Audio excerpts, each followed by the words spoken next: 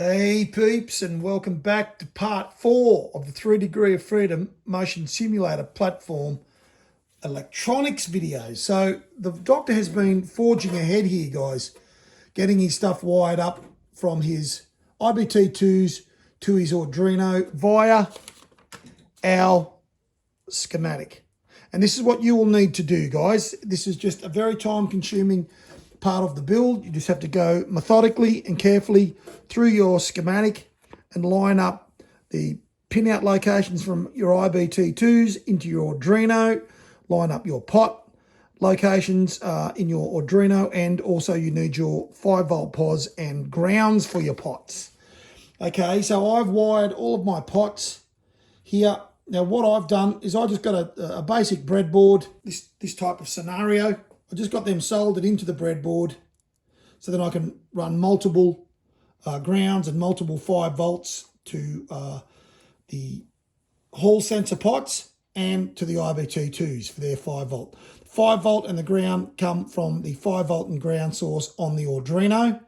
And so it basically brings 5 volt onto the header pins here in the breadboard, and then anything that needs 5 volt or ground, I've got 2 separate header pins on 2 different rails on the breadboard here, one feeding anything that needs 5 volt and one feeding anything that needs to be a ground.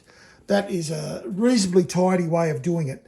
The way my setup is, it's a little bit hard to keep this super tidy, but I'm pretty much done now with my box, and it all just closes in nicely, and everything is wired, everything is connected, ready to go. So the only thing I will actually do is some of these COM wires that are plugging into their 5 volt source and their ground. Once I've tested the rig with the new wiring and made sure everything's working, I'll actually hot glue those onto those header pins so then they can't come loose.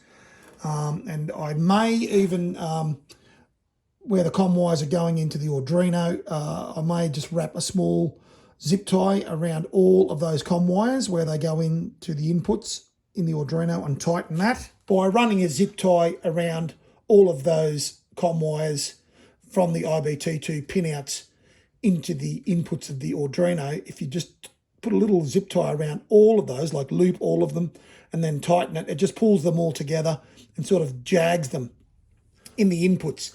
Unfortunately, this genuine Arduino Uno R3, it had no hardwire capability. It only took COM wires, which is unusual because the cheaper clones that I bought, here's one here, it's gathering a bit of dust. You can see you can actually hardwire those. So where the COM wire inputs are, right next to them, you can actually run wire through and solder them on, which would have been a much better solution. But the original and the genuine Arduino only has COM wire inputs. So that's what it has to be for this particular setup. And that's what it was previously with the test rig, and I had no problems. So I'm not anticipating I have any problems with this. So I'm just taking apart our cable connection end for our motor wiring. So these come apart like this. Okay, and there's your little solder tabs that we need to solder our wire on. So I'm using a dual core cable here. Okay, I'm going to use red for my positive and the white for the neg. Yeah, so where we're going to plug our motors into our headers here, we need to make sure that our neg and our POS match how we wire the female ends here. The doctor needs to just double check on this side which is the neg and which is the POS. Okay, so the left hand side is the neg, the right hand side is the POS, and that is the case for all of them because I've wired them all the same here. So yes, left is neg, right is POS. Beautiful.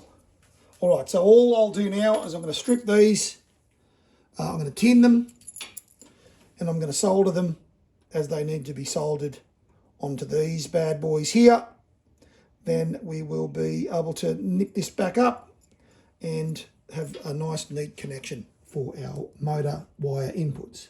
Once that's been put together, guys, this is pretty much what it looks like with your stress relief in place. Okay, and that's now ready to plug straight in to any of those motor inputs. It winds in, and then this will just attach to my motors via these automotive spade terminals.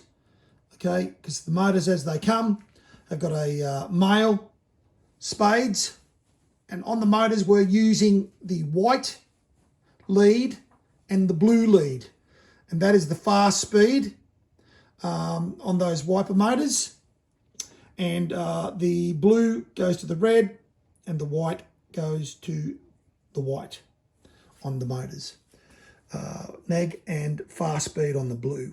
So that's what this will all be getting wired to, both front motors and the rear traction loss motor in the same manner. Before we go through wiring up one of those connectors, I'm just going to quickly show you guys what we need to do, or what I'll be doing anyway, for my connection to my motor using some crimp terminals. Okay, some automated crimp terminals. So really, to make crimp terminals successful, you really do need a proper crimper. There's all sorts of different crimpers, but these crimpers are exceptionally good. They're a ratchet style crimper, and they really do a good job of crimping the metal sleeve inside the terminals to get a really good, strong connection. Okay, and we do need that when we're doing this sort of stuff. We want a good, strong connection. Now, because our gauge wire here, which is roughly a 16 gauge American motor wire here, is fairly thick, I'll be needing to use these blue spades. Okay, so on my ratchet crimper, it's got a red dot, a blue dot, and a yellow dot, and they're the three different sizes that we have here in Australia anyway, for where you need to place that terminal for crimping. So I always pre-place my terminal in the correct location. Then I'll insert my wire, okay, all the way through, and then you just crimp. I always just hold it for a second, let it go. You can see there where how it's crushed that on, okay, and you just give it a good pull, and if it's tight, it's a good connection. Okay, and then we need to do the same with our other terminal here. So again, I'll just take the terminal, I'll place it in my crimper in the correct position.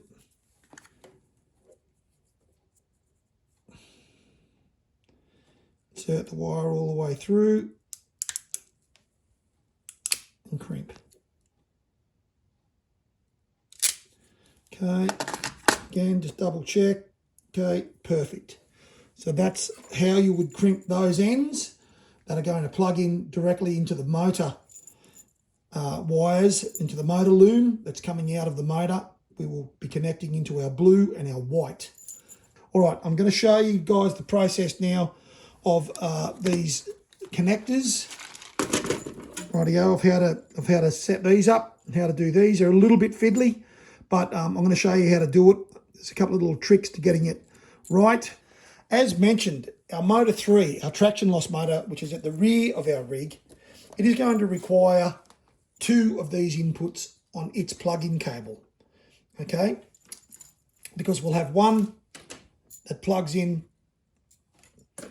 to our IBT-2s here, and the other will plug in not to some spade bits like this, but to another one of these, because that's going to be going into the little hatch that we are going to build that goes on the front of our 100 by 50 millimeter box, which is our mid-frame spine, because we'll be running our motor wires and our hall sensor pot wires through that 50 by 100 box all the way to the front, and then we'll place one of these in the little hatch to plug into one of these. It's the only wiring that will require 2 of these guys. So just keep that in mind if you're copying this build. So let's do that wire now. So then it's done and ready to plug in. So this is what I'm using. I'm just using a dual core wire here, and I'm just using 1 meter of this to run from our box here down to the front of our rig where our motor is going to come out. Okay. So let's cut that guy there. Okay, now these strippers are great even for this sort of wire. Now we don't need much stripped off these because these have to be very short when they go in to these terminals, as you're about to see. It's exciting stuff here in the doctor's workshop.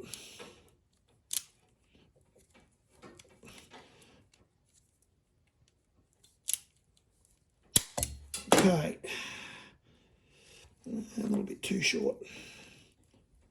There we go. All right.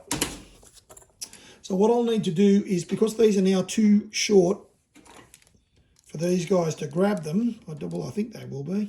Yes, because they're too long anyway. They have to be cut a bit shorter yet. So these need to be trimmed because they're a little bit too long, and you'll see what I'm talking about in a second.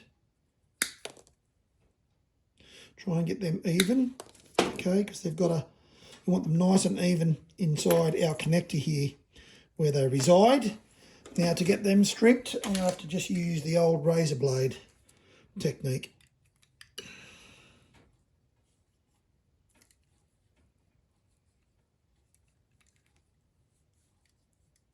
Okay, the old teeth.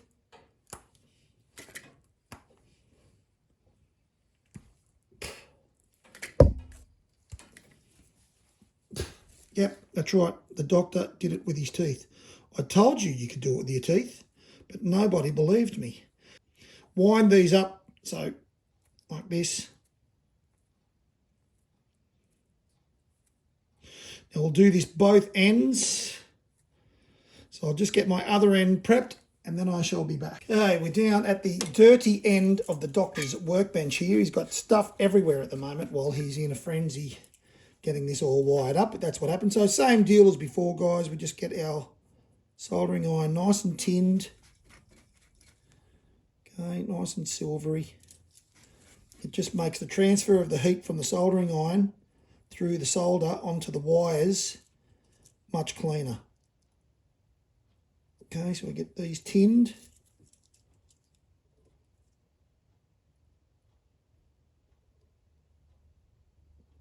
Now you can get solder in rolls and all sorts of things. I buy them in these little tubes. Okay, and you'll probably easily need 3 of these tubes if you can get these sorts of tubes. This is just a lead-free solder. Get our other end in here and get it tinned. A little bit of solder again.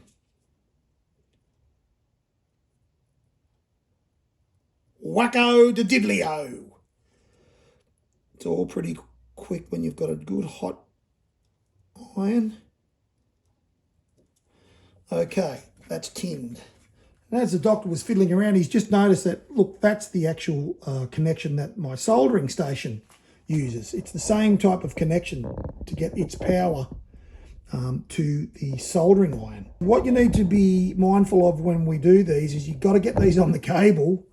Okay, and it's really easy to forget this because you're in the groove, you're in the zone, you're in the workflow, and then you start soldering all your stuff on and you've forgotten to put your sleeve section on your wire first. I've done it myself and cursed my name from here to Timbuktu on more than one occasion. Let me give you the drill. So I'm just reminding you guys that is something that is easily done, and we should try and avoid that if we can. Now you can see that they're not quite even. We do need to get these even. So we're going to just clip a bit of that off so then they're closer to being the same distance at the end. And you'll see why this is critical in a second. It's a little bit painful, but they have to be this short. So then we've got lots of cover here that can be clamped in the stress relief section here, okay?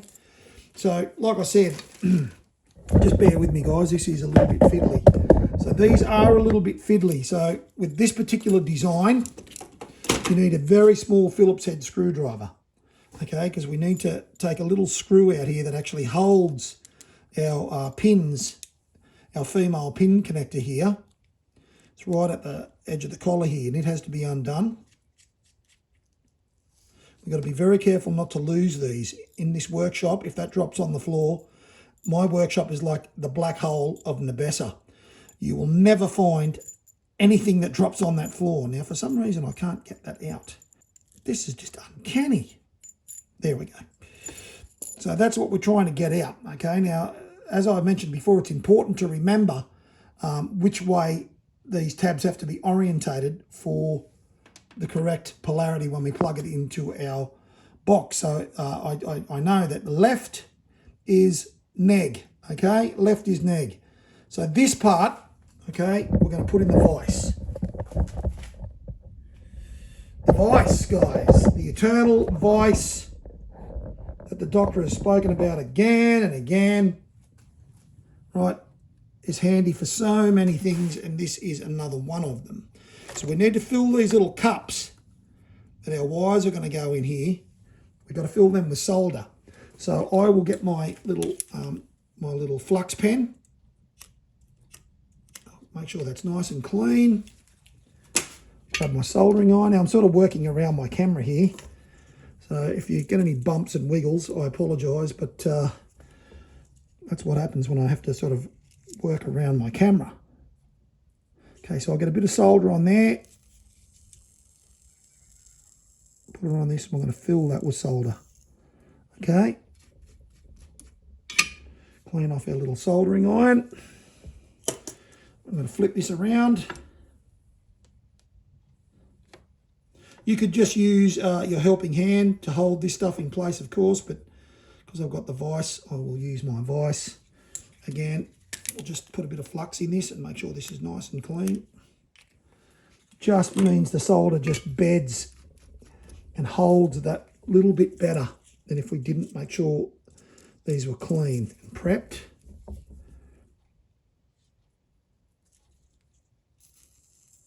You can hear the sizzle from the flux. We fill them. Okay, that's now ready to solder. You Americans say solder. Us Aussies and the English, people that actually speak English, that's offensive, isn't it? We call it solder. Don't ask me why. It's 6 of one and half a dozen of the other. Right. Now, we need to make sure we put these on our cable before we solder our wiring onto these pin locations here, okay? So these guys have got a little collar that does up around the cable. This needs to be undone. Now, I need to do this back over my piece of paper here, guys, because if I drop one of these, it will never be found in the doctor's workshop. That is indeed the abyss. I'll find it again when I don't need it. You could be rest assured of that. Okay, so I've undone that little collar, and what that's going to allow me to do now is to feed my cable in and through. Okay. Now this is why these had to be cut so short. Okay, because you have a very short throw.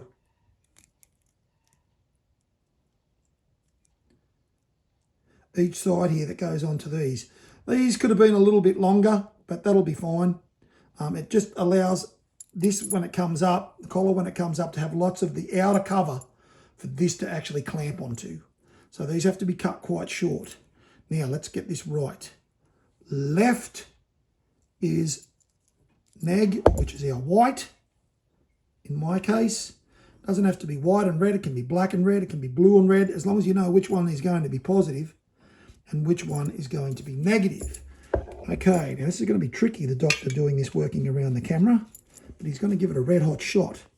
So I'll place that in there like that, on that cup that's full of solder. right? And I'll put my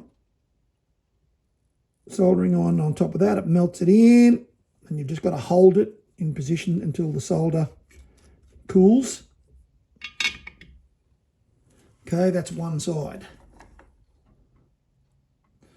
Really as simple as that. We'll turn it over to do the other side here.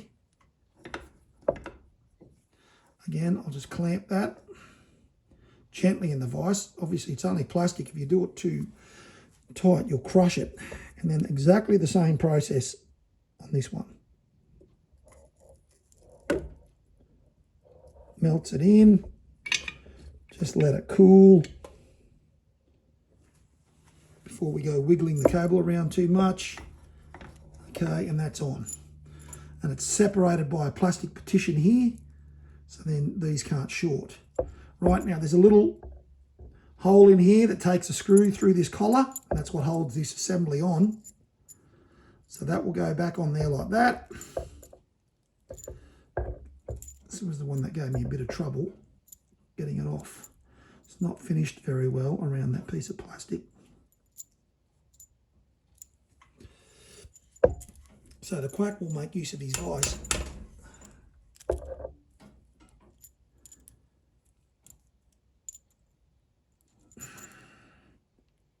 Yep, I can see the hole. There's the hole there. So you can just see that little hole through there. There's a little screw that goes through there. That's what holds these pins on now. Then you can flick your collar over to the other side again. So I only take one of those screws out of the collar. Okay, so then it doesn't, because it's much easier to then relocate that.